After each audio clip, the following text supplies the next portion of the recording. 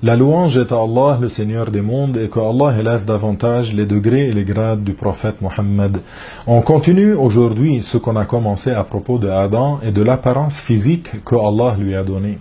Notre maître Adam, que Allah l'élève en degrés, était très beau physiquement et avait aussi une belle voix, car tous les prophètes que Allah a envoyés pour guider les gens étaient beaux physiquement et avaient une belle voix. En effet, le messager sallallahu alayhi wa sallam a dit ce qui signifie: Allah n'a pas envoyé de prophète sans qu'il soit beau et doté d'une belle voix, et votre prophète est celui qui est le plus beau et qui a la plus belle voix. Adam atteignait une taille de 60 coudées et il avait une belle apparence. Le messager d'Allah, sallallahu alayhi wa sallam, a comparé sa longueur à celle d'un long palmier. Quand Allah l'a créé, il lui a ordonné d'aller saluer un groupe d'anges et d'écouter comment il lui répondrait, car ce serait sa salutation et celle de sa descendance. Il leur a dit « Assalamu alaykum » et ils lui ont répondu « Assalamu alayka wa rahmatullah ». Ils ont donc ajouté « wa rahmatullah ». Tous les gens qui entreront au paradis auront la taille de Adam. En effet, il a été rapporté dans le Musnad de l'imam Ahmed avec une bonne chaîne de transmission, d'après Abu Huraira, que Allah l'agrée, que le messager de Dieu, sallallahu alayhi wa sallam, a dit ce qui signifie: certes, les gens du paradis y entreront avec l'apparence de Adam, une taille de 60 coudées et 7 coudées de largeur.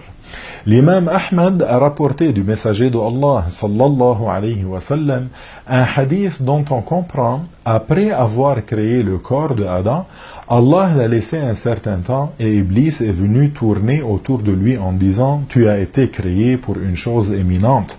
Il y a dans ce hadith authentique une preuve que Iblis se trouvait au paradis au moment de la création de Adam. C'était avant qu'il apostasie et devienne mécréant. À ce moment, il était encore musulman et accomplissait des adorations avec les anges, bien qu'étant d'une espèce et d'une origine différente. En effet, les anges sont créés à partir de lumière, alors que Iblis a été créé à partir d'une flamme pure. Parmi les mensonges évidents, il y a la théorie innovée par certains non-croyants qui a propagé que l'homme descendrait du singe. Cette théorie démente et contredit le verset coranique, la ayah, qui signifie « Nous avons créé l'homme sous sa plus belle apparence ». L'origine de notre maître Adam, qui est le premier homme que Allah a créé, n'est pas du tout un singe qui aurait évolué pour devenir un homme. Le darwinisme postule que l'homme descend d'un singe qui aurait évolué sous l'effet de facteurs inconnus. Cette théorie fausse ne repose sur aucun fondement scientifique et est démentie par les textes révélés.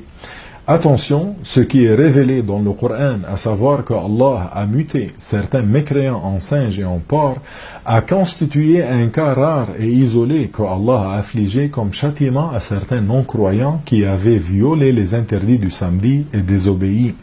Cette mutation constitue une exhortation et une leçon pour ceux qui craignent Allah, mais il faut savoir que les mutants n'ont pas survécu longtemps, seulement 3 jours, et qu'ils n'ont laissé aucune descendance de l'espèce dans laquelle ils avaient été transformés. On comprend de tout ça que la théorie de l'évolution élaborée par Darwin contredit la révélation. Adam n'a jamais ressemblé à un singe et l'homme ne descend ni du singe ni d'un autre animal. Nous voici à la fin de cet épisode. Dans un prochain épisode, on évoquera la création de Ève, que Allah l'élève en degrés. Suivez-nous donc et à bientôt.